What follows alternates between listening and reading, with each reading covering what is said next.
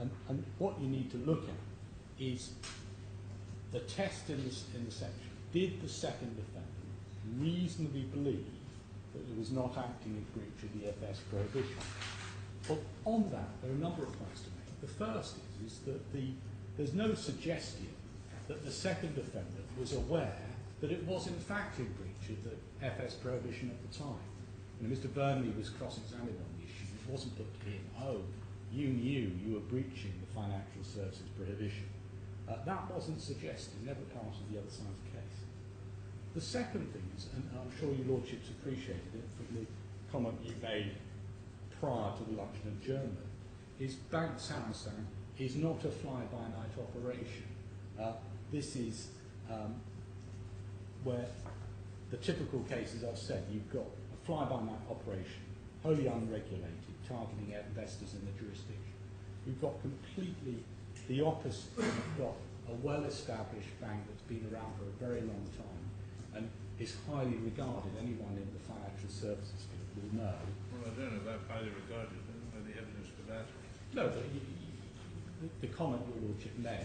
I mean, it's just a private bank. It's been in existence for a long time. That's yeah, and you're not successful and been around that long if you are sort of fly-by-night operation. Here, this is an operation that's fully licensed and authorised within its own jurisdiction, so it's an authorised entity. And in turn, the first defendant was authorised in the DIFC. And as I've said before, the first defendant did not have the power to contract, didn't have the power to bind the second defendant. And the first defendant had his own separate operation where it could advise but not deal. And the first defendant couldn't provide credit facilities, but we could. And what we say is that the arrangement was a normal one and a model followed by other organisations and banks. And your lordship has appreciated how complicated these provisions are. well, the answer somebody who's not very familiar with it. Even if assumed to a compliance officer. No, I specialise. In his bed. No, I specialise in financial services, and these provisions are very, very hard to apply, understand, and they're unclear. Even to specialists, these are very difficult to work out. And what we say is that I've taken you through all those four categories. Are we, just before you do that, Of course. are we entitled to infer from what the judge said in paragraph 399 that your clients did take legal advice as to the structure, the creation of Bank Sarasin-Alpen, Yes. and how it was anticipated to operate, Yes. given the delegation agreement? Are we entitled to infer that advice was taken as to the implications of the structure to questions of compliance? I think you can. I'll take you to Burnley's statement, which I think answers your lordship's question. Right. But can I just take you that in one Yes. moment, if I may? But the point I'm making, my lord, is that I've been through the four categories of specified activities, and these are provisions which are difficult to construe, and that it may be that you accept all my submissions on that, in which case there's nothing to argue about. Or you may find that I'm wrong on maybe one thing or not. But they're all reasonable arguments, and they're bona fide held and bona fide put before your lordships. Who for this purpose is holding this bona fide beliefs? We held a bona fide belief that we were not infringing the prohibition. That's Burnley's evidence. What I'm saying is, in the context of these provisions and the analysis I've given you this morning, it's quite easy to understand why that is a bona fide and reasonable belief. And irrespective of whether we waived LPP on the advice we received, we say Mr. Burnley's evidence is still material on the issue of reasonable belief. But we say the approach of the judge, which is just to ignore it, was not the correct approach. And if you look at paragraph 89 of our skeleton argument,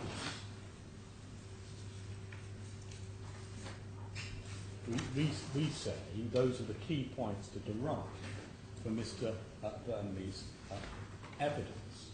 And if we can look at Mr. Burney's evidence, that's in bundle E2, tab 74, page 3928.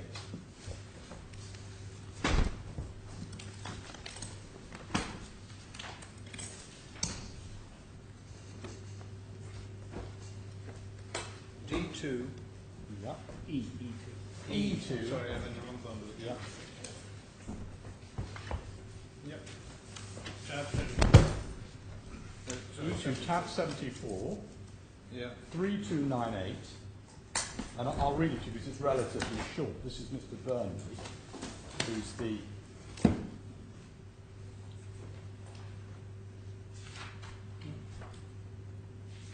I'm being very stupid today. Tab 74. tab 74, yeah. If we look at page 3927, for example, Yeah, that's got the it now. beginning of the statement. He's an attorney. And paragraph, we start at paragraph 3.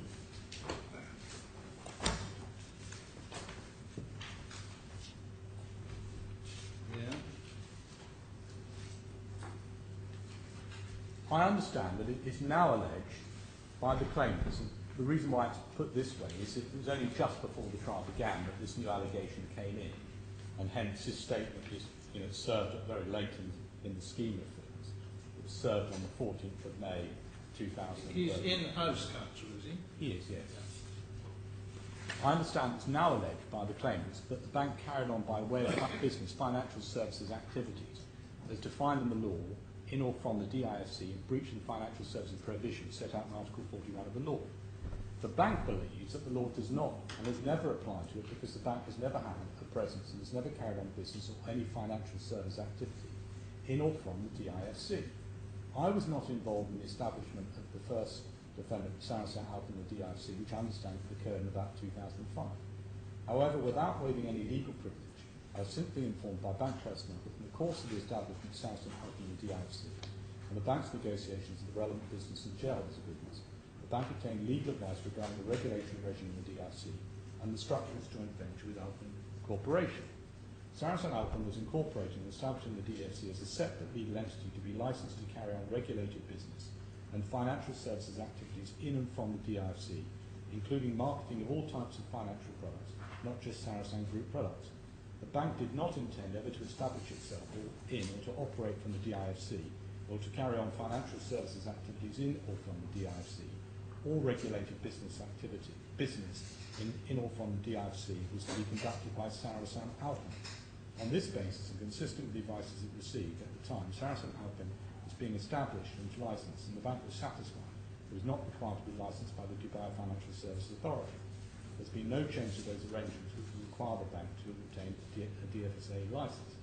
It is of course the policy of the entire Sarasin group of companies, including the bank and Sarasin-Alpen, to comply with the laws, directives and regulations applicable in the countries in which we operate. If the bank had believed or been advised that it was required to be licensed by the DFSA at any time, the bank would have applied for a license. It would not have anticipated any difficulty in obtaining such a license, already being a regulated financial institution in good standing in all the jurisdictions in which the bank carries on business. And we say that even without waiving legal professional privilege, you can still find that there was a reasonable belief.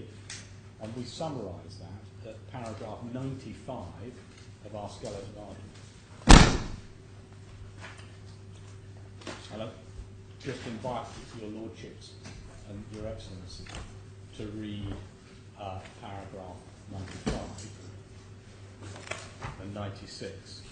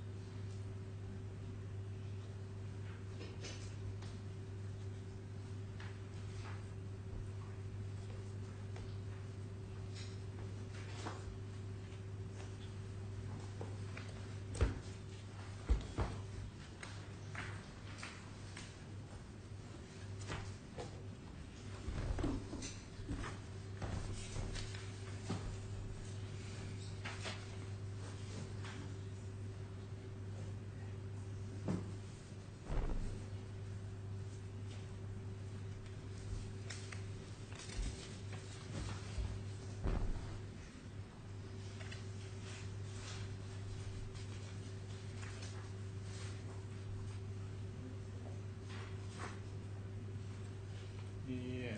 My Lord, can I then turn to the second limb? The first limb, section Well, let 6. me just make sure I understand this. Mr. Verney, who actually was, as I understand it, this earlier statement, was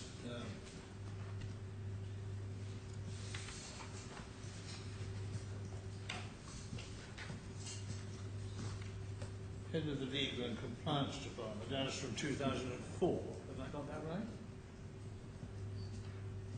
I'm just checking. I haven't got the date. So why isn't he able to speak from first-hand knowledge? Because he wasn't involved in the establishment. Right, okay. So who was? Mr. Vogel, I suppose, probably. Yeah.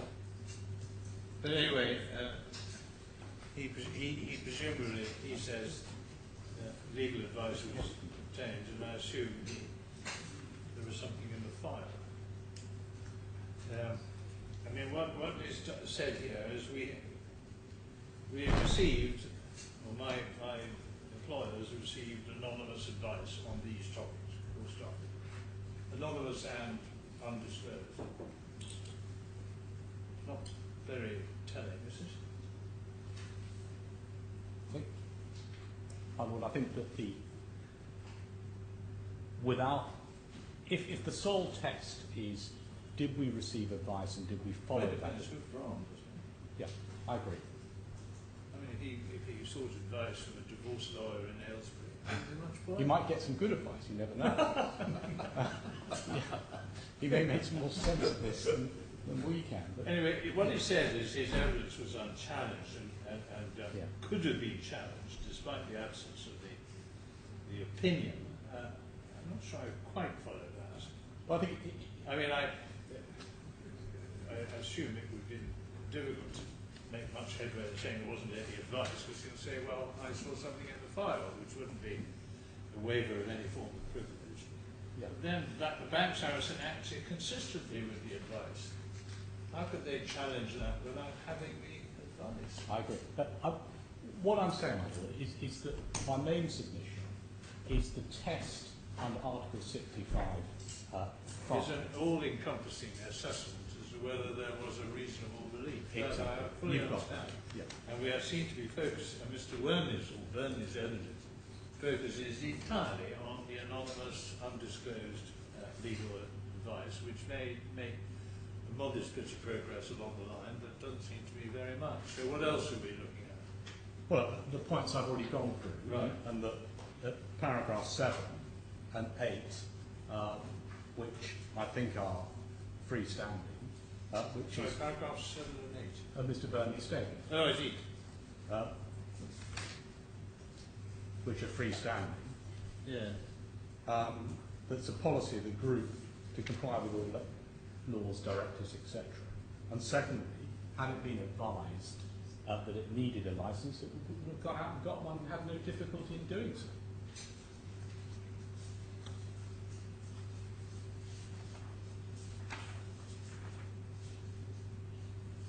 Well, can I turn to the second limb, which your Lordship referred to earlier, which is fair and just? Is it, assuming it is a reasonable belief, is it fair and just? And your Lordship has said, I agree with your Lordship, that it's a very broad discretion and you have to look at a whole host of factors.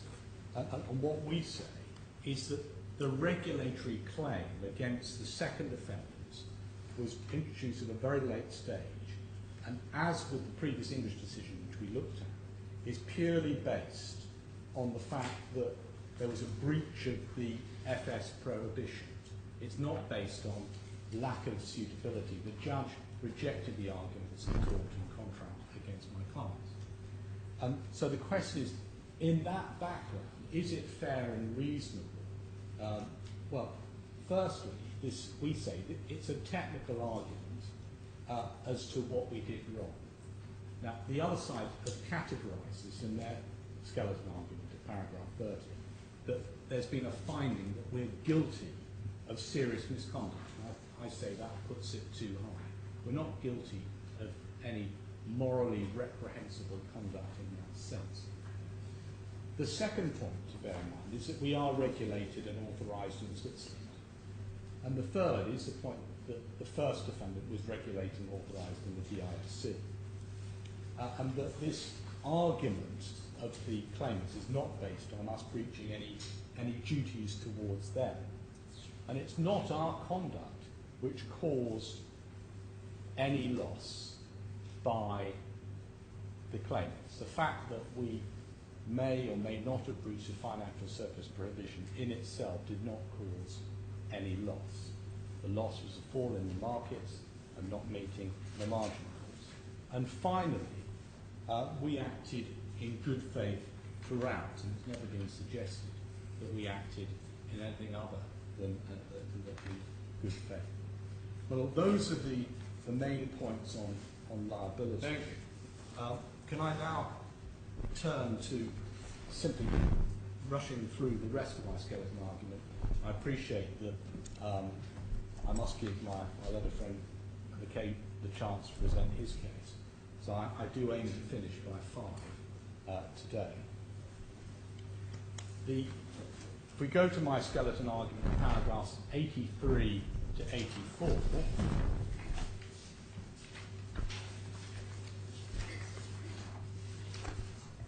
Yes.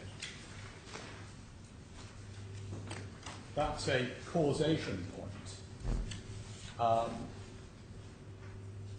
It's unclear to me whether this falls within quantum or which side of the divide. I simply request that the Lordships read 83 to 85 if you feel that this falls within this part of the appeal, or should be dealt with on any subsequent appeal, that you deal with that appropriately in your judgment. But I am reserving this argument that if you don't deal with it in your judgment, in this case, that I will wish to make that on any appeal on the other aspect. The next aspect is the claimant's experience, which is at paragraphs 98 and 99 of our skeleton argument. And I'm not going to deal with that because that's dealt with, or has been dealt with quite extensively by counsel for the first defendant. The next point is paragraphs 100 to 109. I do think that your Lordships will need, and your Excellency will need to read those, but I will not elaborate on that now, but I will give you the references. So paragraph 103, SIB against Pantel, is the authorities bundle 1, tab 5, and the passage referred to in paragraph 103 is at pages 269 and 70 of that judgment. Paragraph 104, that's Whiteley Insurance, that's Authorities Bundle 2, tab 13, and the passage cited at the top of page 54, that's 104 of the skeleton argument, is paragraph 27 of that judgment. And finally, the reference at 109.2 is paragraphs 155 onwards of my learned friend's skeleton argument. That's the first defendant's skeleton argument. If you just write that in, paragraph 109.2, there's a blank for the paragraph numbers, and it's just. Just repeat the numbers. It's 155 onwards. It's just 155 the following. Thank you. So can I just make sure I've absorbed what that section is? Of course. Because I'm very much aware that this whole section could overlap with quantum, and we're still waiting for the quantum judgment. Yes. I think that must be right. Okay, thank you very much. Thank you very much. And my Lord, the next section is ground 6, which is paragraphs 110 to 112. And again, that's been dealt with by my learned friend. And again, that may be part of the quantum in any event. And then finally, on our appeal, is the cost point. It's a very brief point, and so if I can deal with that as briefly as possible. What we have is the judgment of the 30th of October 2014, and that's in bundle A1, tab 2, at page 179.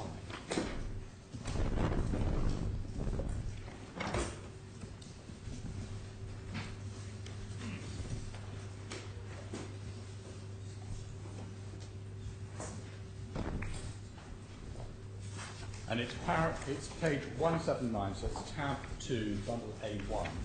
And this is the judgment, well, it's the order, the 28th of October 2014. And as your lordships will appreciate, they ordered indemnity costs against the first defendant, standard costs against the second defendant, and they gave a discount of 5% in relation to the first defendant and a discount of 20% in respect to the second defendant. And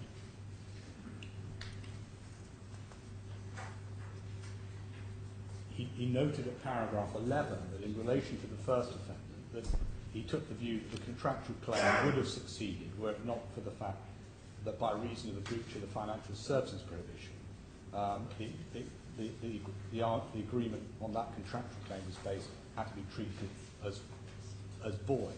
And so the judge, as against them, accepted there may well be another separate course of action over and above the regulatory claims against the first defendant. As against my client, there had been no finding of any breach of contract or tort or misrepresentation in the learned judge's judgment. And what he did at paragraph 13, he made a larger discount in relation to the costs awarded against us, because the regulatory claim on which the claim succeeded against the second defendant was not introduced until a late amendment a few months before trial. But much of the preparatory work needed to meet the regulatory claim introduced by amendment would have already been done in preparation for meeting the other claims. But the second defendant was entitled to take a different view of its liability up until the time the regulatory claim was introduced. So I think what the judge is saying is, look, up until the moment this regulatory claim is introduced 1 month before trial, you could reasonably take the view that you're not liable and fight the case. And on the judge's findings, we could have fought that case and we would have won. But once that amendment's been introduced, then it's a different scenario. And so the judge gave us a 20% discount.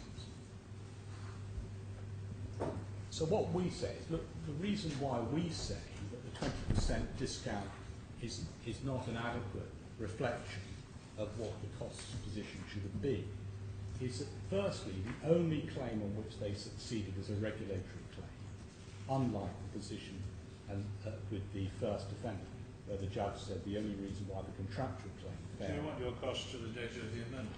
I do. Yeah. And the second point is that had the claimant deleted all the claims on which it did not succeed from the claim form, or if the trial had proceeded merely on those claims, they would have failed, and we would have got all our costs. So it would have been a cost order in our favour. And we said this is an extremely late amendment. You can imagine the difficulties that Mr. Black had in really readjusting his whole approach of this case when it hits you so short before the trial. And you've seen that the statement Mr. Vernon trying to deal with it was dated the 14th of May 2013. It's a real rush to deal with this. And this is a trial that started 4 years before, in 2009. And we say that the judge also correctly identified that we were fully entitled to take a different view of liability up to the date of amendment. If I can take you to the BICO and Alpha Laval decision, I appreciate it's not binding on you, but it reflects good sense and the practice in England. It's in Authorities Bundle 1, tab 6, and it's a very short passage I'd like to refer your Lordships and Your Excellency to.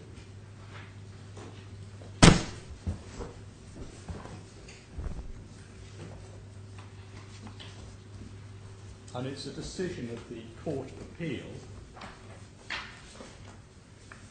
and we're looking at the judgment of Lord Justice Stuart Smith.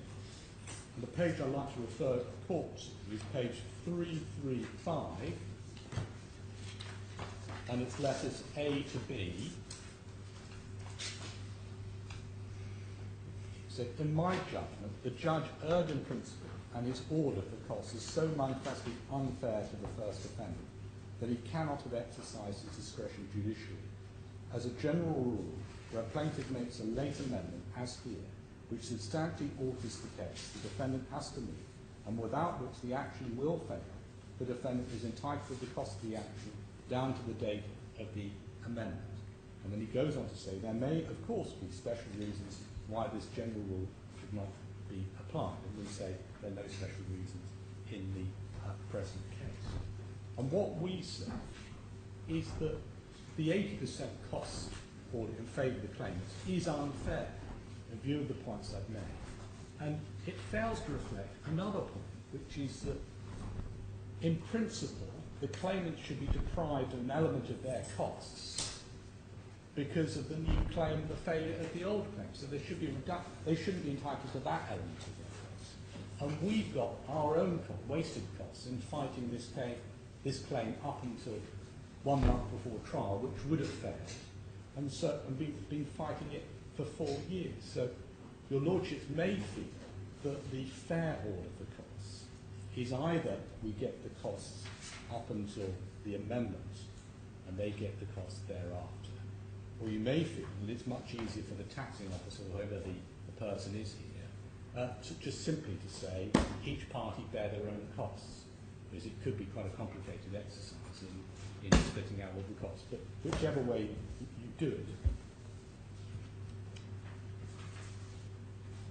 my junior just wants to mention a point, and if I may turn to Good.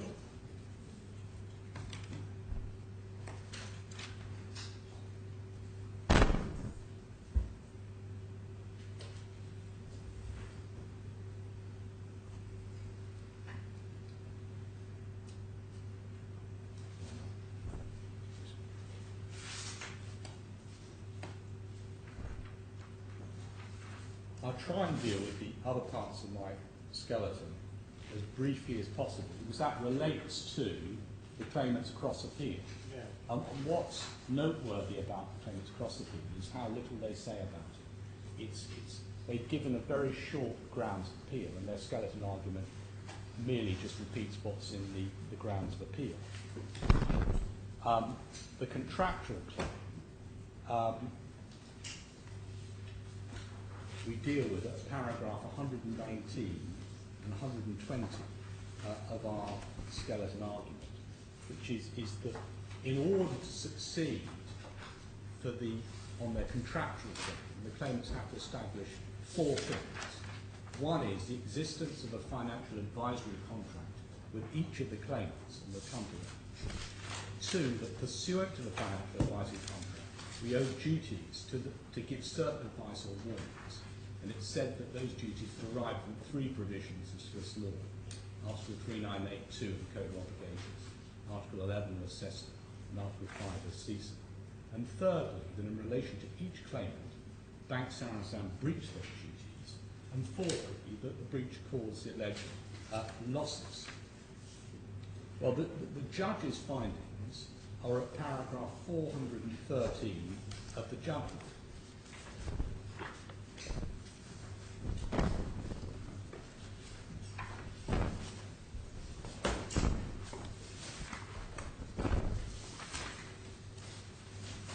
If I could just explain the structure of the judgment. He sets out at 405 what the claimants contend, and that's effectively what I've just said now, but slightly more detail. He then sets out what was common ground between the experts on Swiss law, 407, 408, 409, and 410. And 411. So he sets out what the experts have in fact agreed. And then at 412 he sets out the contentions of the parties and why Bank Sarasin say that they were not liable. And then his conclusion is at paragraph 413. For the reasons set out in the previous section of this judgment, I'm satisfied that Mr. Mayor did hold himself to the claimants as performing services for Bank Sarasin, and that Bank Sarasin acquiesced in or endorsed his conduct in that respect. On the evidence before the court, I hold that a financial advisory contract between Bank Sarasin and each of the claimants did arise under Swiss law in the present case. But, as it seems to me, the claimants have suffered no damage by reason of the breach of that contract, if any, in circumstances that the court can award compensation for under Article 65(2)(b) of the regulatory law.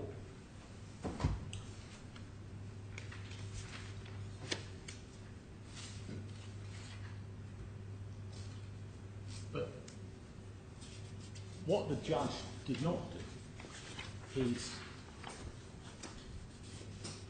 whilst finding there was a financial advisory contract, he found it globally. He didn't split the position of each of the claimants. He found that Mr. Mayor held himself out as acting for the claimants. But he made no detailed findings as to what the duties under the financial advisory contract entailed. He didn't apply that to the facts of the present case. He made no findings that Bank Sarasin in fact breached the financial advisory contract or the duties said to derive from Article 3982 of the Code of Obligations, or Article 11 of CESTA, or Article 5 of CESA. But he did say that in any event the claimant suffered no loss for breach of contract. And he used the words, if any, so he's made no finding of any breach of contract by my clients in circumstances where the court's going to award compensation Article 65(2). Now,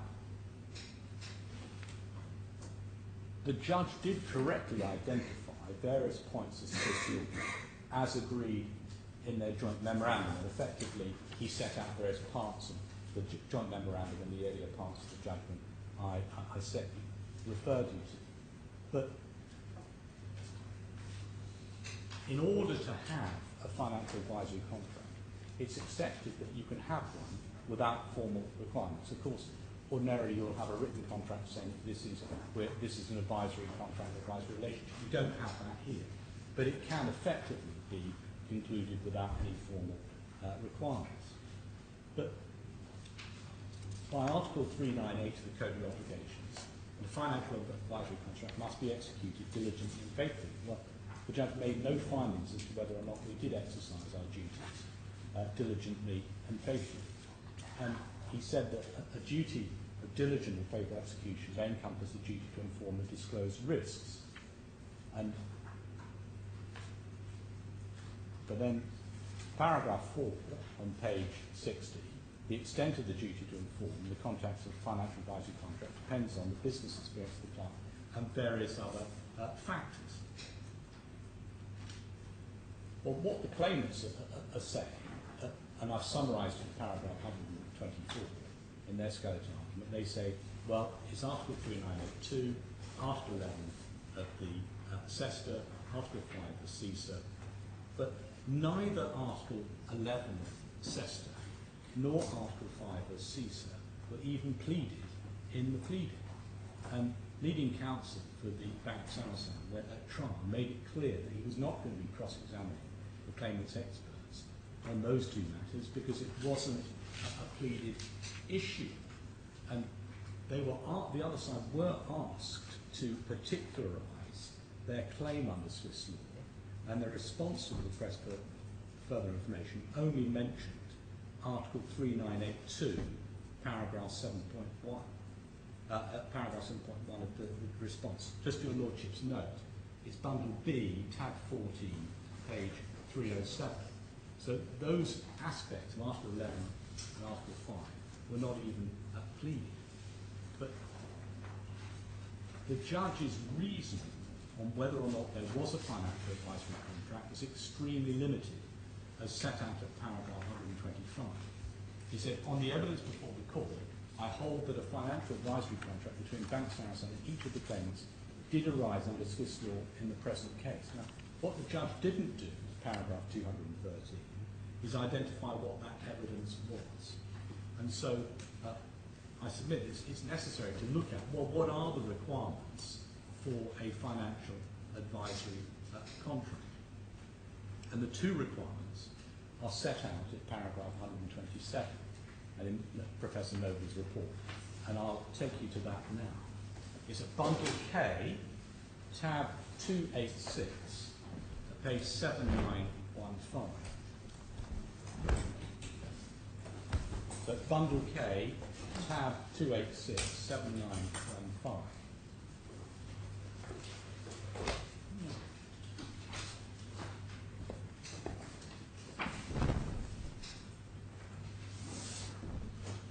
At page 7915, paragraph 141.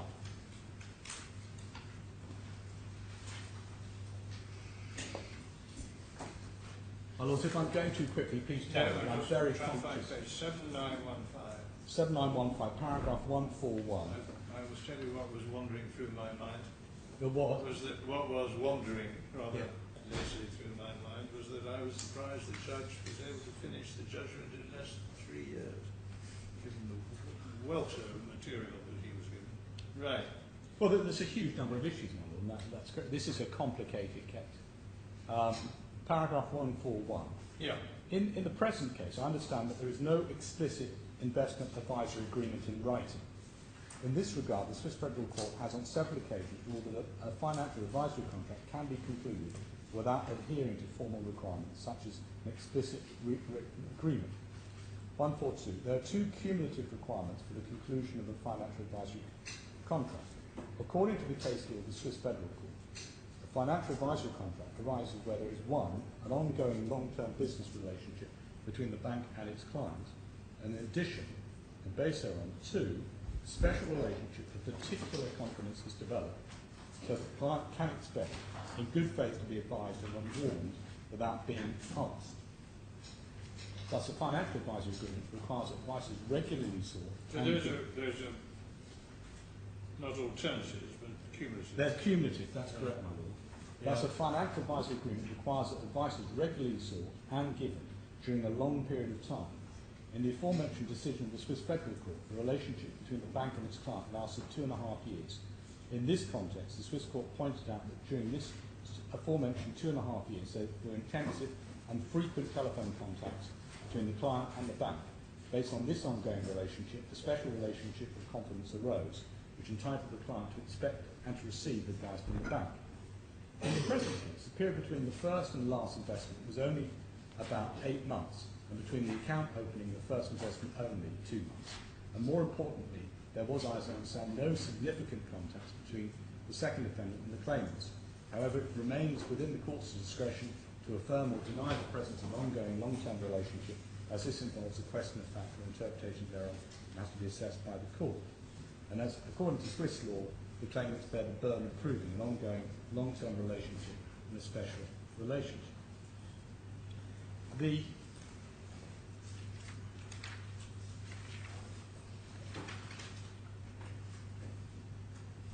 Professor Noble wasn't cross-examined on that being the correct test. When he was cross-examined, he was asked about those two limbs, and he wasn't asked in terms of, well, you've got those limbs wrong, they're not requirements of Swiss law. And we say that based on that test, those two requirements, there is no financial advisory contract. Advice was not regularly sought and given during a long period of time. The period between the first and the last investment, between the second defendant and the claimants, was approximately 8 months. The claimant and the second claimant signed the relevant contractual documents with Bank Sarasin-Alpen on the 6th of June 2007. And then with the same day, the first claimant provides his confirmation of investment. The second claimant provides a confirmation on the 12th of June, and the current custody accounts were opened in Switzerland on the 26th of June, and the right products were soon acquired. And then there was less than a month between signing the relevant forms and the opening of accounts and the investment being purchased. So we say that there's no ongoing relationship with Bank Sarasin prior to investing in the first tranche. The next tranche, which is was in July 2007. That's less than 2 months after entering into and signing the relevant account forms. And then the third claimant, she made her application to an opening account with Bank Sarasin on the 17th of January 2008. And less than a month, you've got the investment confirmation. So we say that the requirements of FOC was not established on the ongoing relationship point, long-term relationship point. The second point is, was there a special relationship with confidence between Bank Sarasin and the claimants? And we say, no, there wasn't a special relationship between the second defendant and the claimants. When the investment first came in for the 80 million, who dictated the terms of it? It was AKB. They structured an arrangement whereby 80 million would be lent to the first and second claimants. And it was a requirement of that lending. It had to be invested in capital guarantee products. And they communicated with the first defendant as to what they wanted in the coupons and needs to be paid to them. And secondly, that your Lordship did refer to Mr. Black's skeleton argument for this appeal, saying, well, Mr. Black has said this guy has a whole string of failures. But that's only how it appeared at the end of the trial. At the time, he was presenting himself to be a very successful man. He had a website which made all sorts of fantastic claims about his business, which at trial he had to disclaim responsibility for. But what he was doing was holding himself out as a very successful entrepreneur, very busy man, who didn't have time to deal with all the details. He had Mr. Taher would deal with everything. He's my chap, you deal with him, and he's an experienced guy because he's a banker by profession. And so we say that there wasn't a special relationship of confidence between us and the claimants. We had no contact with the second and third claimant.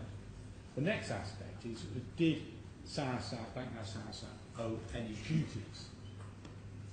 And we deal with paragraph Mr. Nair's position, and I think it would take some time to take you through 130. It may be easier if I simply give you the references and you take your Lordship's look at it in due course if you feel you need to look at it. Just going back to where you were. It's paragraph 130. You've dealt with the advisory company. We said there was no financial advisory contract. And the debate on whether there was a general information duty that wasn't part of the contractual claim, or doesn't raise it at all. Yeah. Was that right? The general information duty was not a contractual duty, even assuming it arose because of the inexperience of the client or the speculation with bank loans. Was that a live issue in the case? I'm looking at 145 of paragraph 145 of Dr. Neville's report.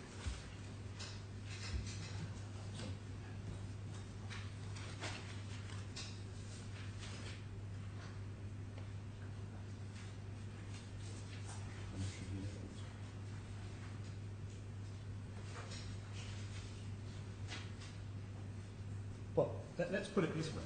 It's not how they're putting their cross appeal or their grounds of appeal in this case. You will deal with that if necessary in a reply. No, but they pleaded in their skeleton argument and in their grounds of appeal certain points. In skeleton arguments. Sorry? You don't plead in a skeleton argument. I accept that, but in their grounds of appeal I was referring to. In their grounds of appeal, they had not raised this point that you've referred to in their grounds of appeal. Well, then I won't ask you to deal with it. Yeah. Okay, thank you. But on whether or not we owed the duties, I think it will take some time to take you through those references, and we don't have that time. So if I could simply give your Lordship see the references. So 130 subparagraph 1, that's bundle K. hang on. You're on page 65 of your... 64. 64, yeah. Paragraph 130, subparagraph 1. Yes. And I'm just giving you the references in the memorandum. Oh, I see, the K288. Yes, so it's K/288, 8083, item 2. Then across the page, item 2A, subparagraph 2A, that's item 4 in the same document. Number 3 is item 6. And subparagraph 4 is Mr. Noble's report at paragraphs 105, 116 to 119, and that's K stroke 2. Well, I mean, that's in your note at the bottom. That's in the note, yeah, that's fine. That's fine. Yeah. And then I think the others are in the note. Yeah. As regards the Code of Obligations,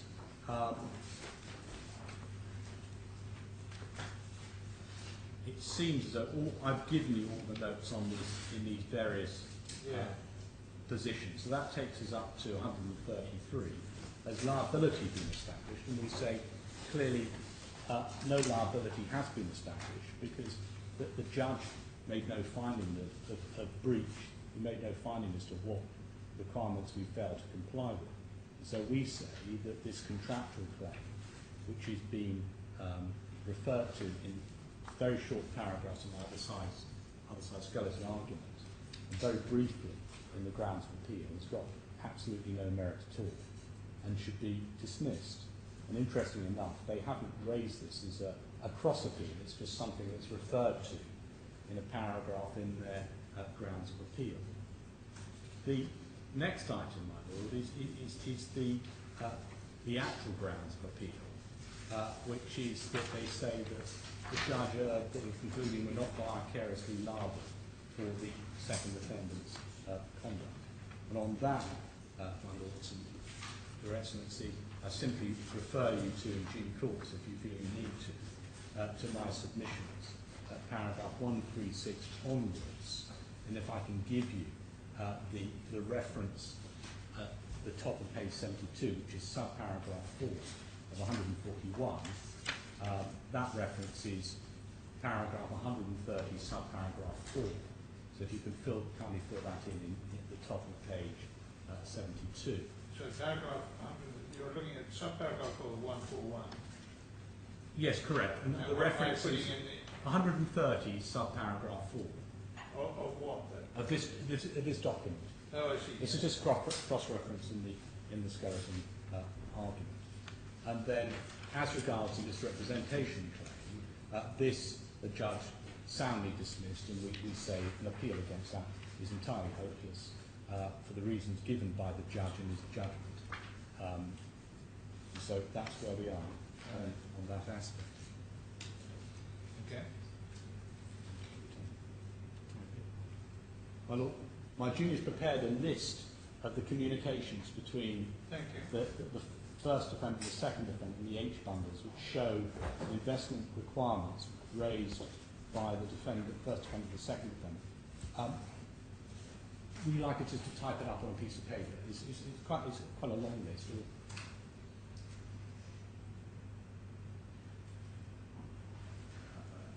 I haven't spoken to my colleagues. There might be something to be. We're being given quite a bit of homework.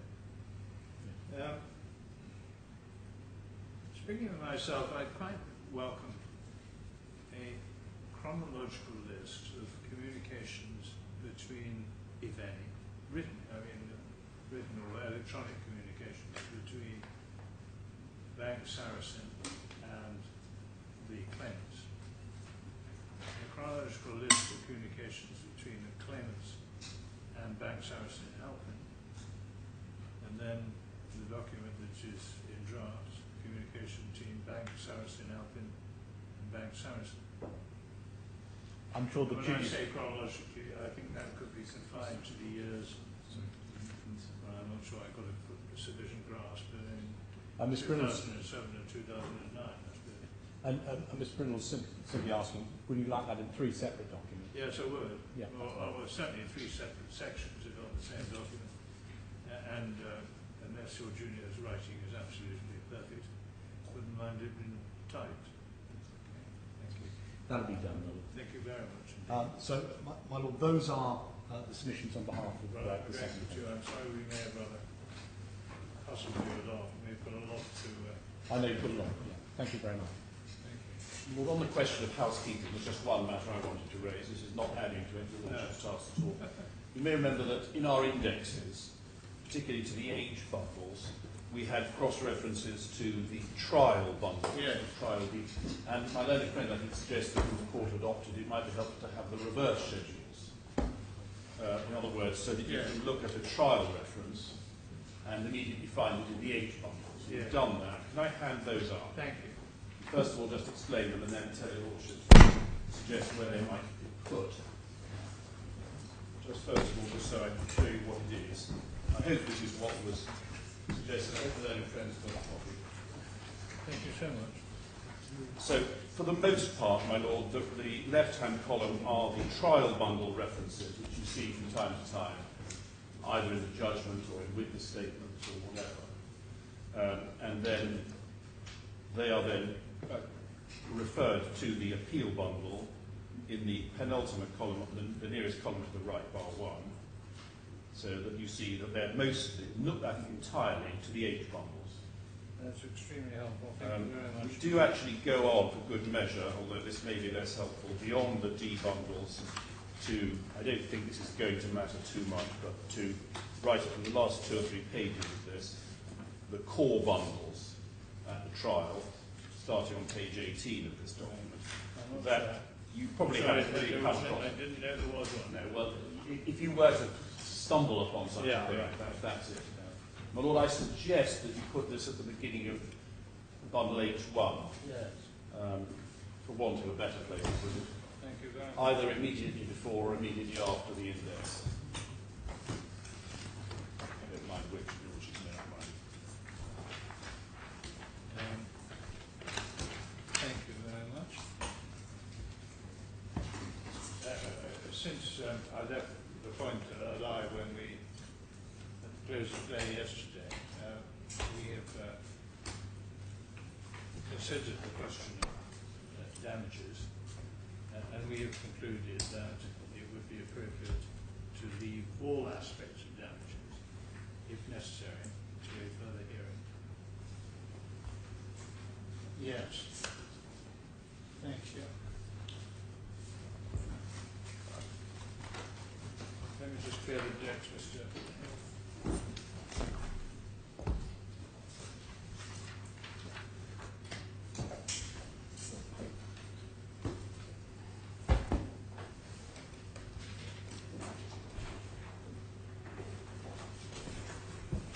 Right. My Lord, Your Excellency, if I could just start explaining the sequence in which I'll cover matters in my 12 hours. I'm first going to deal with the judgment against the first defendant, Mr. Brindle's client, in relation to the factual matters going to the conclusions of suitability and breach of contract. In other words, the way in which these products were sold to the claimants, why they shouldn't have been, and in doing that I'll deal with the attack on the judge's findings on those points. I will then deal with the client's question, then deal with any outstanding more legal issues on suitability, then turn to the appeal by the second defendant, Mr. Malik's client, and then finally my cross appeals. So starting with the factual issues relating to suitability and breach of contract, the key questions are: what were the claimant's requirements, did the products meet the requirements, and were the risks fairly disclosed, and whether the judge's findings on these points can be appealed. This is the main area where my learned friend Mr. Brindle has attempted a sweeping attack on the factual findings of a judge. But what he has done in my submission is, as is often the case in attacks of this kind, give a rather partial characterisation of the material the judge in fact had.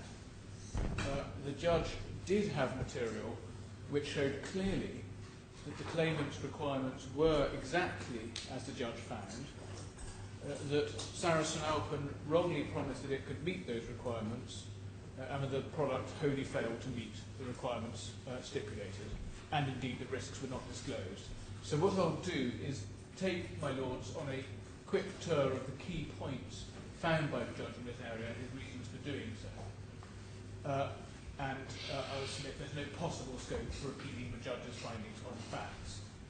On that question, before going to the material, it is worth just remembering the targets the claimants need to hit. The right approach in appeals of this type to findings of fact have been made clear on high authority. We deal with them in our skeleton at paragraphs 235 to 237. In summary, the trial judge is the trier of fact. He is the one that's been immersed in the detail as the trier of fact, and that's why his role cannot be replaced by the appeal court, which may inevitably have a distorted picture of events. And that's why the appeal court will not interfere unless the judge was plainly wrong, and will not interfere where there was material that justified the judge's decision. Another fallacy on the part of the first defendant's submissions is to suggest that there was any part, if there was any part of the judge's deliberations not recited in the judgment, he overlooked something or didn't apply a proper reasoning process. That's not how it works.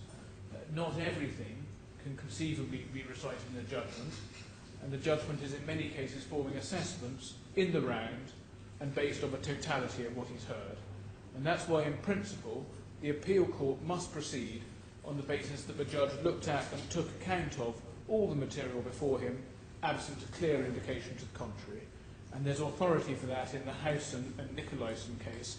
It's just worth turning up one paragraph. It's at Authorities Bundle 5, tab 33.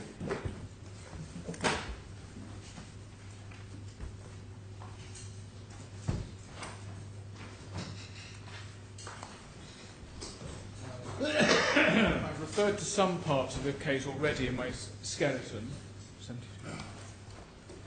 but the particular passage which makes good the point I've just made is at paragraph 72.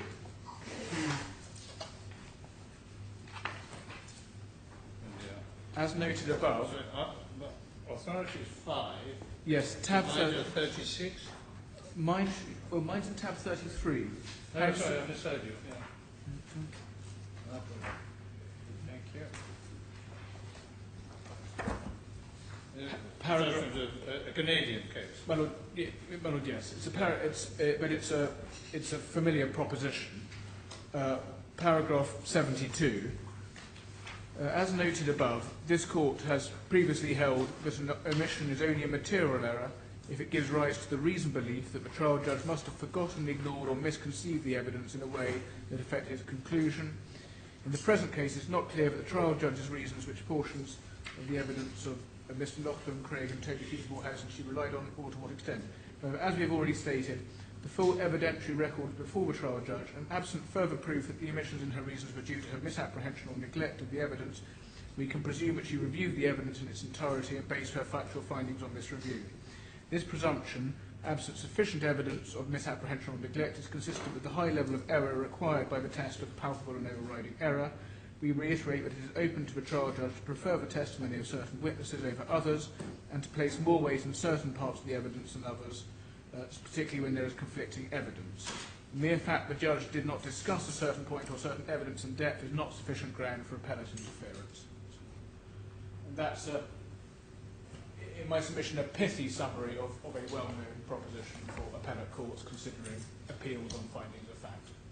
So against that background, just to go through the key factual events in this area, as my lords now know, the claimant's requirements were communicated in particular at a series of meetings in early 2007.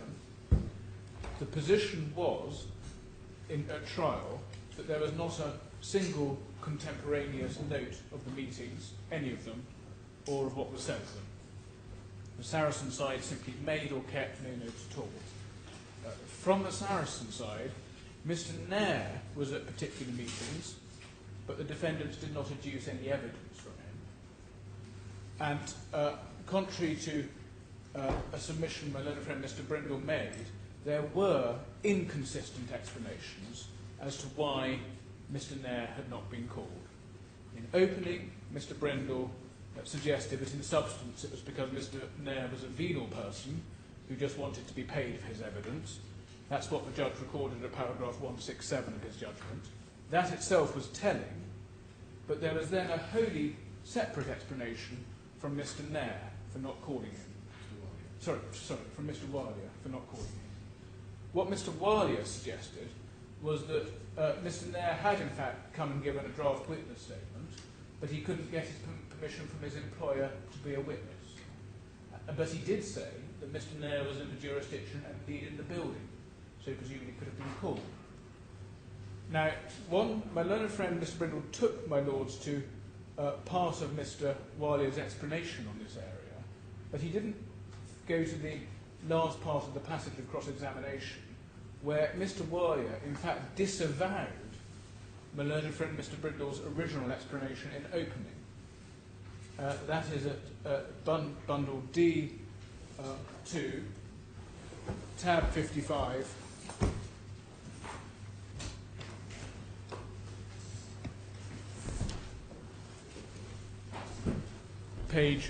Internal page 56.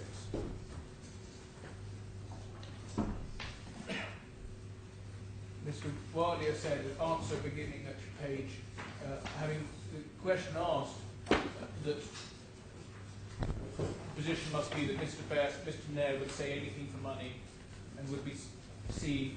Sorry, I'm going ahead, my lords. It's at day 5, page 56, tab 55.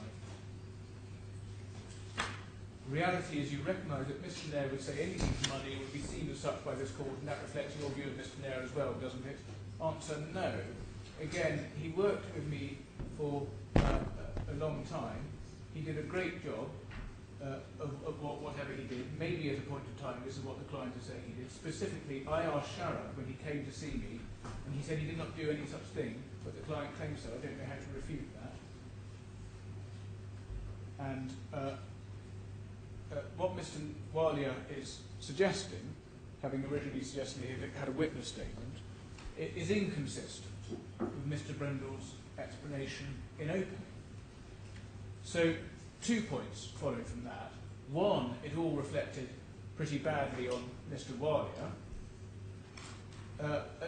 2, no surprise that his judgment at paragraph 167, the judge considered Mr. Walia's explanation implausible. It was inconsistent with the explanation given by his own counsel in opening. If it were really right that Mr. Walia had, that Mr. Nair had tendered a witness statement and only wasn't arriving because of some problem with his employer, my learned friend Mr. Brindle couldn't possibly have given the explanation he did in opening. And so that explains the judge's, that part of the judgment. So that left Bank Sarasin-Alpen with Mr. Walia as their witness, and although Mr. Brindle has suggested with vigour that the learned judge was hard on Mr. Walia, that is an unfair submission. Mr. Walia was a shocking witness, and indeed as shocking a witness as one is likely to come across, as is apparent from reading the transcript of his evidence, and indeed was already apparent even reading the limited portions my learned friend Mr. Brindle went through on Sunday. Mr. Walia was systematically evasive, he transparently made things up as he went along, and the judge was entirely justified in my submission in each of the interventions he made. And what was telling, given that my learned friend made a criticism of the judge's interventions, is that the judge did not do the same and did not need to do the same with other witnesses, including other witnesses on the defendant's side, such as the Swiss bankers who were called. It was an indication of quite how difficult Mr. Walia was and quite how evasive he was. Now, back on the cast of witnesses, there were also witnesses from the claimant side who were present at those meetings, including Mr. Taha, who was an ex-employee, not an employee, and the other two. There were also the other two claimants who were not present at the meetings but gave evidence of their attitudes to risk.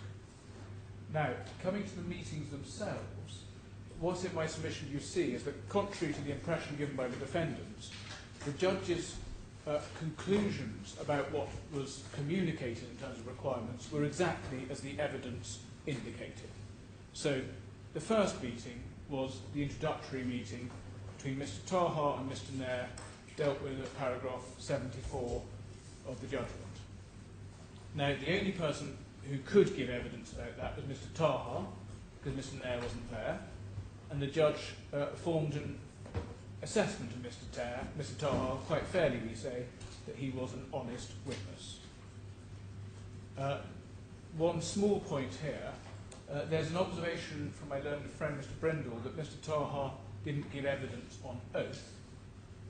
That, in fact, was a problem raised by Mr. Brindle's side, who suggested, when we were trying to arrange the video link arrangement, there was a legal impediment in administering oath by video link from the DIFC court. Mr. Brindle didn't demur when the judge suggested that the evidence could take place without an oath, and it's never been suggested until now that that might suggest the quality of his evidence. But the judge accepted Mr. Taha's evidence about what Mr. Nair said,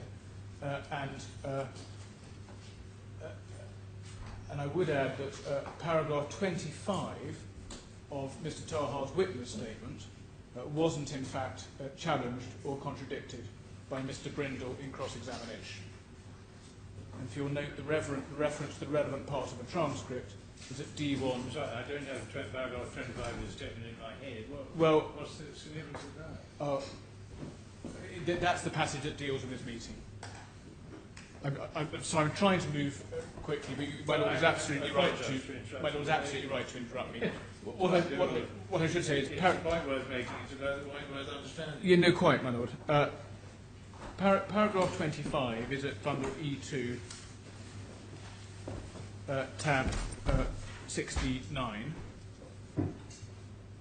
Yeah. Paragraph 25, is it? Paragraph 25 is the passage that deals with that meeting. So on that meeting, evidence only one way from Mr. Taha, unchallenged. And for my Lord's note, the reference to the transcript where it would have been, was going to be, if it was going to be challenged, it would have been, is it, sorry, I've got a wrong reference. Bundle D1, tab 54,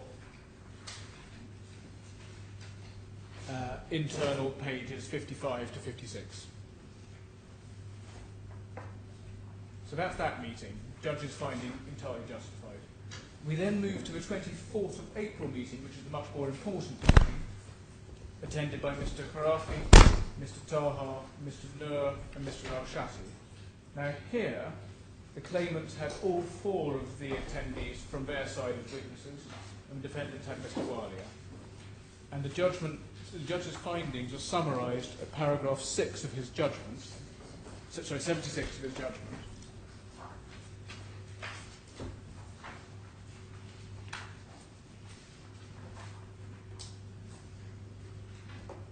Paragraph 76 of a judgment. And these are obviously critical findings. They're repeated elsewhere, but this is the first place one sees them. And at this meeting, the judge says, at this stage, it is sufficient to state that I find at the meeting on 24th of April 2007, Mr. Wali and Mr. Nair were made aware, insofar as not already aware, that Mr. Al-Khorafi and Mrs. Al-Hamad wished to invest monies which were to be borrowed from ABK. 2, that they were seeking investment products which would guarantee 100% return on maturity of the capital invested, would service the loan interest on the borrowings from ABK, and provide some surplus income. And what one can do, and I've done, it may help, is one can insert a little A, B and C. A before guarantee 100% return, B before would service the loan interest, C before provide some surplus income. And further, that Mr. Al-Khorafi was assured by Mr. Walia that Sarasin-Alpen could offer structured financial products which would meet those requirements. I find that in particular Mr. Al-Khorafi was assured by Mr. Walia at that meeting that the structured financial products to be offered would ensure that if held to maturity there was no risk of capital loss, that the coupon payments would always be sufficient to service the interest on the ABK loans, and that it could be expected with a high degree of confidence that the investments would provide capital profits on maturity. So those are crucial findings by the judge. And those are the findings that are now challenged, and where I suggest there's not remotely any basis for a challenge.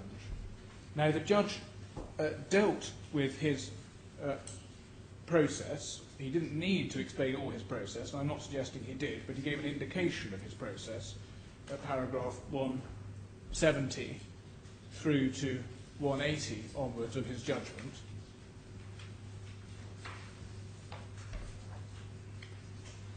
And the way the judge approached it is by setting from paragraph 170 onwards. He started off by setting out the protagonist's witness statement evidence.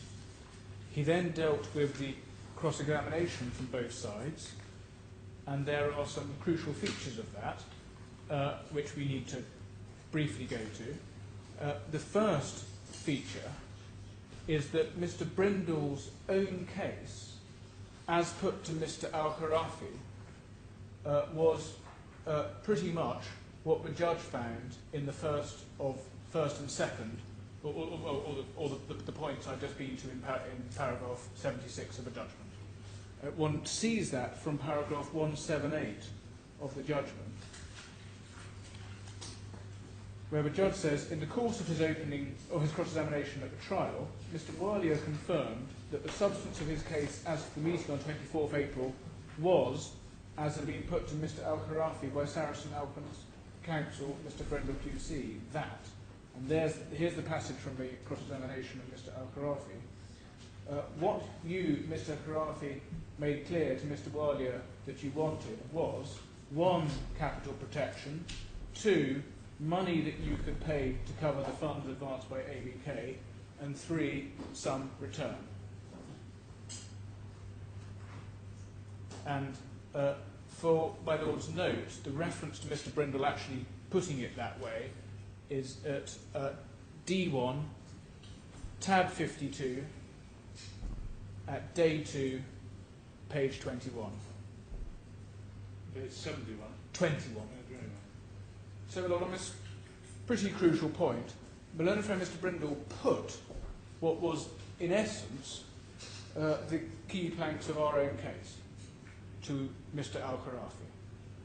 And the judge picked that up, as is clear from paragraph 178. The second point is that Mr. Alia accepted these same propositions as reflecting his case in the action. And the reference is bundle D2, tab 55, page 63,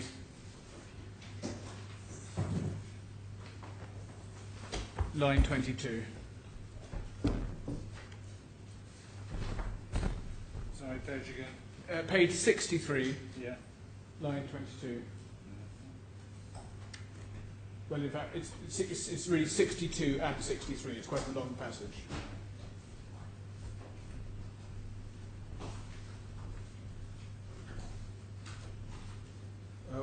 What I do is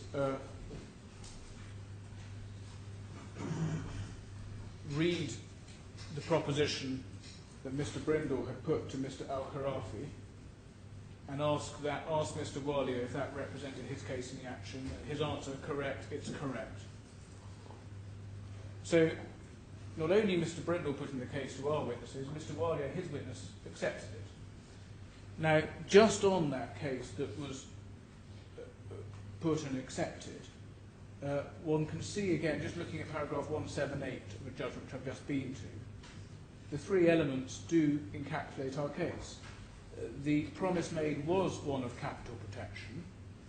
It was of money that you could pay to cover the funds advanced by ABK, and it was of a return. And as the claimant's witnesses were clear, what they understood was they were going to be able to repay, have all their capital guaranteed at maturity, which meant they could repay the principal of the loan.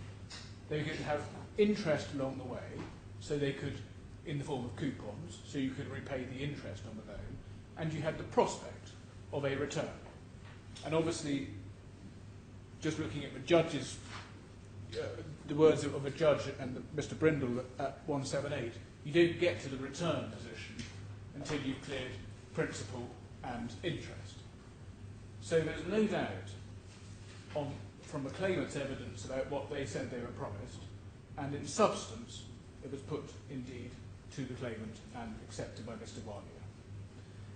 So, it is fair to say that Mr. Alia, elsewhere and later in his evidence, tried to row back on some of this and tried to say that there wasn't a promise of capital protection to this extent. I accept that. certainly part of his evidence, he accepted that case. Now, and just on Mr. Walia rowing backwards, one actually sees that at paragraph 180 of the judgment. But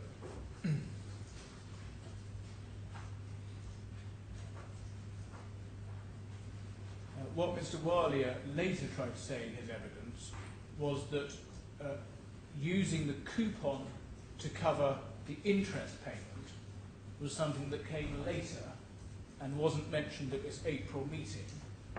But that didn't work because it was inconsistent with his own witness statement at paragraph 58 of his witness statement.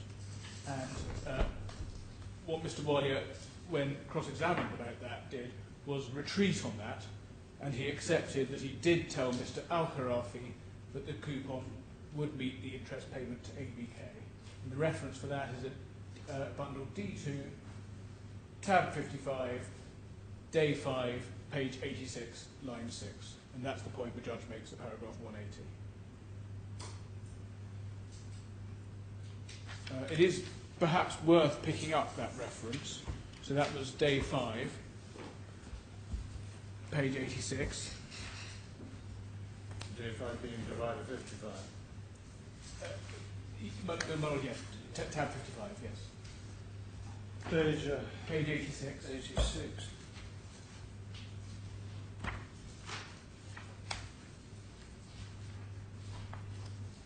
So at the top of the page, it says it was put to Mr. Al-Shati on Sarasin-Alpen's behalf by Mr. Brindle. You take that word always in sentence accurate effect what you said at the meeting.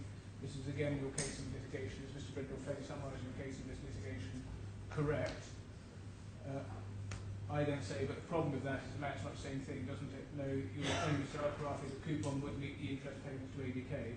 What else is he going to understand except that it would always meet the interest to ABK? And then moving down to paragraph 87, down to my question, what you said in your own mind, you thought there was headroom, therefore notwithstanding the difference between fixed and floating rates. Sorry, yes. What line are you reading? Sorry, I'm starting at line 7.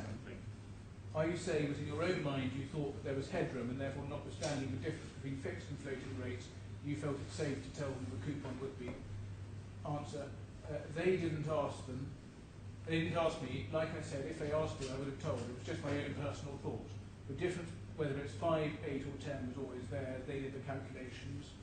They didn't ask you, you didn't tell them that there was a risk that the floating rate might not. I think in this particular case they know it all. And so what one sees from the answer at page 87, line 11 to 14, is one understands the rationale for the claimants being given the promises that we suggest and the judge found they were given. Mr. Walia, and no doubt Mr. Nair, thought there wouldn't be a problem with this investment, because whatever the interest rate was under the coupons, the growth would be, in their mind, sufficient. And therefore, that no doubt is why they gave the assurances to the claimants that they would get capital protection in the sense of getting all their money back on maturity, plus meeting the interest along the way with the prospect of return. While we're on this point, my learned friend has made quite a lot of the idea that this product was a ridiculous and impossible product. Now, one needs to treat that... said the actual product. No, sorry, I don't mean that. The product, as we say we were promised, was an impossible product. I'm grateful. Now, one has to treat that with some care, because the idea of an instrument which will pay your money back at maturity and give you interest along the way and give you the prospect of return isn't particularly outlandish at all. A high-yield bond, for example, take a 10% bond. That is exactly what that is. If you had a 15% bond, you could wrap that as being a 10% bond with a 5% equity kicker of some kind. That instrument would give you your principal back on maturity, it would pay interest along the way, and it would have the prospect of return. So, especially to financially unsophisticated investors, there's nothing in the idea that what they wanted was an absurd thing to imagine they were ever getting. Now, well, the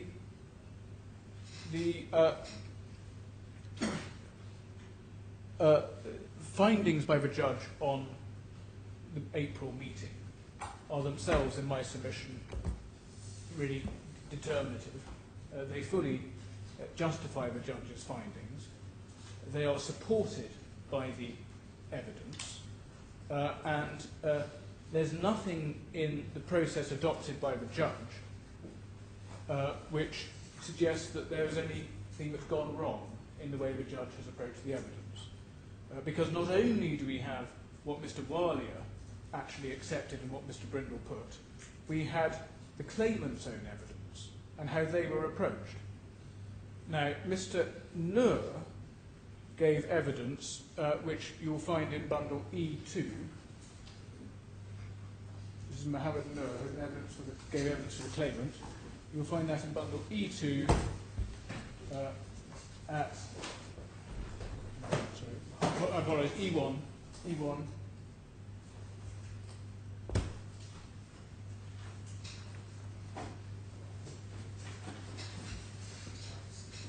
Tab 68, page 25. Sorry, paragraph 25.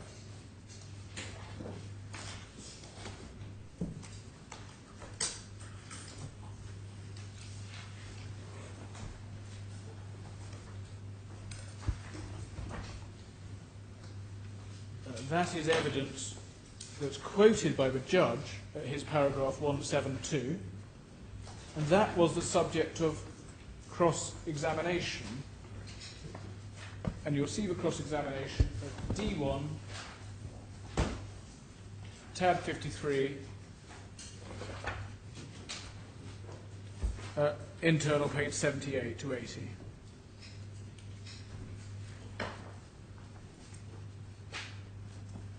Tab which? Tab 53, internal page 78. That was around in the wrong one. D1, tab 53, internal page 78 to 80.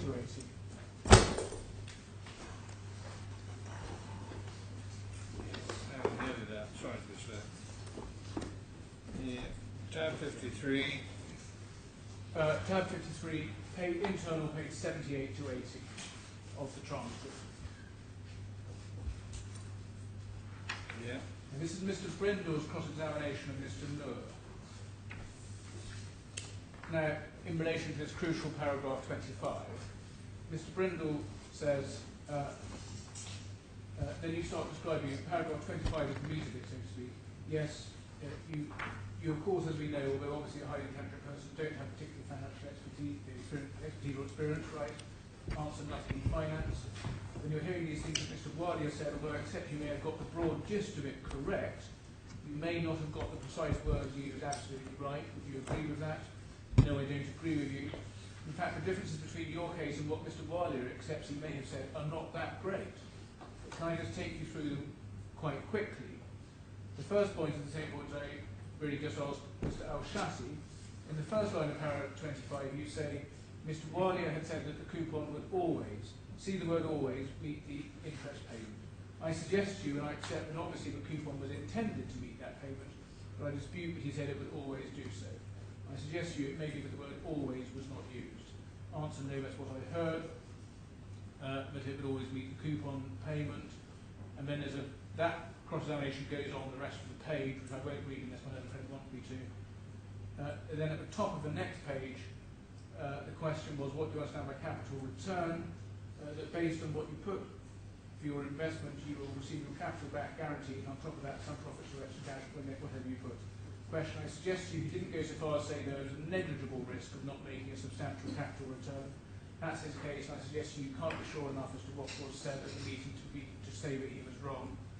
That's what I put in my statement, you see. Question, point about never lose money, do you see that? Yes.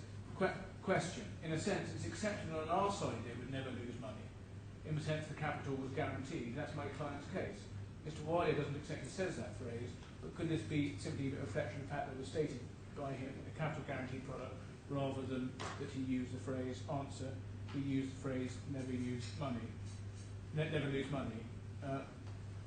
And then, just so I don't have to go back to it, one can see in relation to the 22nd of June meeting, all that's said is, it looks to me as though to some extent very much the same things were according to you said in your paragraph 30 as you lead with in relation to the early meeting, paragraph 25. Just read paragraph 30 to yourself, it looks very much like a recap of what you've just been telling us. Is that a fair summary or not? And he reads it and he says yes. So, that was Mr. Noor. The only quibble about paragraph 25, which was crucial evidence, was whether the word always was in, which in my submission is a distinction without a difference, because you read the sentence about the word always in and it's essentially saying the same thing. And then some very lukewarm quibbling about two other points in relation to paragraph 25. So, what the learned judge says at paragraph 177 of his judgment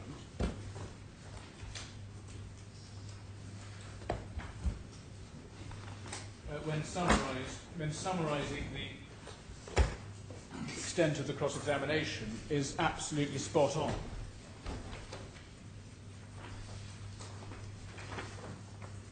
And there's then Mr. Al-Shati, who gave evidence which is quoted by the judge at paragraph 173, so we don't need to go into the bundles. But he also gives evidence to the same effect, it was at 9 and 10 of his witness statement, quoted at paragraph 173. And again, the only quibbling by my learned friend Mr. Brindle was with the use of the word always.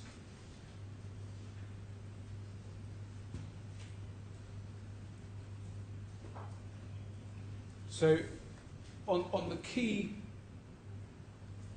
requirements as communicated, it was pretty much common ground, at least as the evidence was put, across the witnesses on both sides. And the proposition was in the claimant's witness evidence, and in those respects not really challenged. And the judge, in my submission, was more than justified in concluding the requirements were as the claimants had contended.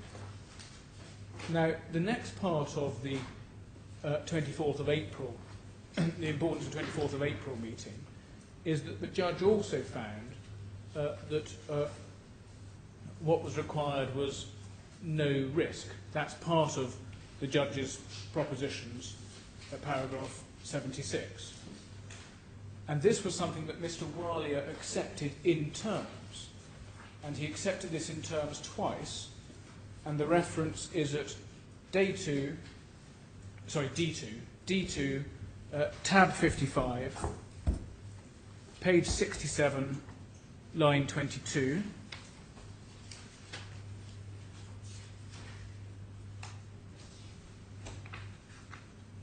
Question, these clients were making it clear to you, weren't they, that they wanted to cover the ABK loans and they wanted a return? Answer, no, I don't think last week we got into discussion of doing the loans. The only thing they discussed was coupons to cover the interest paid, as far as I'm aware of discussions. Question, Mr. Khorafi made it very clear, didn't he, that he was not a gambler, he didn't want risk, and he wanted very secure investments. Answer, yes, he did.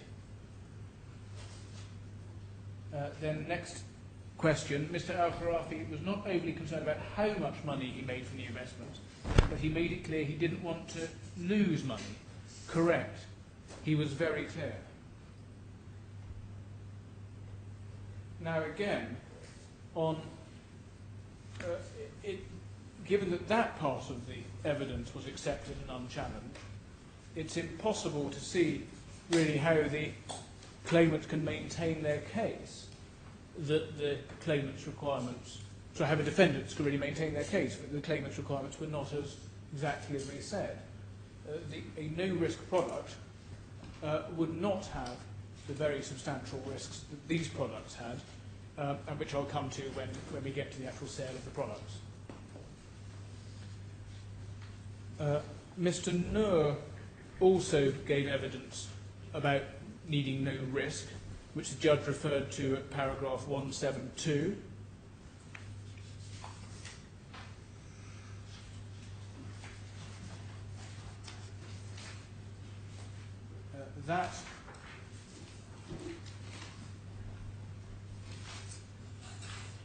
That also was accepted, it was unchallenged, as the judge makes clear from paragraph 177.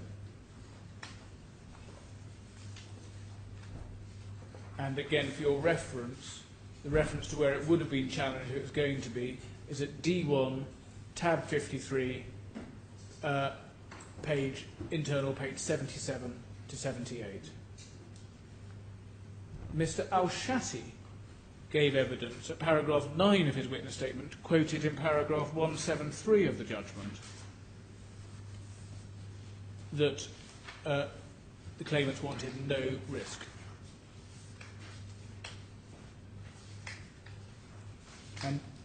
And he was not challenged on that either. And the place where, again, he would have been challenged if he was going to be is at D1, tab 53, internal page 67 to 69. So the judge at paragraph 177 is absolutely right about the very limited cross-examination of the important evidence on the requirements that was given by the claimant's witnesses. And that's the first meeting. Now, it's worth pausing there, my lords, to remind yourself that in this appeal, the defendants are inviting the court to overturn the judge's findings on this point. But nowhere in their skeletons or my learned friends' oral submissions have they grappled with how the trial actually ran and how the evidence went and what questions were put to the witnesses on this. What we've seen instead is a long foray through evidence on other points where they say the judge intervened unfairly and so on. But what they need to do is say there wasn't material for the judge's findings on the requirement as communicated at the April meeting. And we've seen now that there's a wealth of material, and indeed it's difficult to see how any judge, given what was not challenged and given what was accepted by Mr. Alia, difficult to see how any judge could have reached any other conclusion, not that that's the test. And what my learned friend has done in this appeal is that rather than grapple with this type of core evidence that justifies the judge's conclusions, we've had a list of documents which they say really are their favourite documents, which they say suggest the claimants didn't have those requirements or were disabused in some way. Those were all documents that were taken to the judge, and the judge, having considered the case in the round, rejected the defendant's case on these points and accepted the claimant's evidence. And the other technique you see, as I've just said, is to try to essentially smear a judge by going to a lot of other peripheral areas of the case and talking about various interventions he made in those areas, as if to say that somehow affected his findings on this 24th of April meeting, which they had nothing to do with. I think we must take a break a minute because my absorption power is beginning to fail. I take your point that given the absence of any contemporary material relating to this particular meeting, and maybe others as well, it's difficult for the judge to advance upon any comparison between the evidence and the contemporary material. And as for motive, well, each side had their own motive for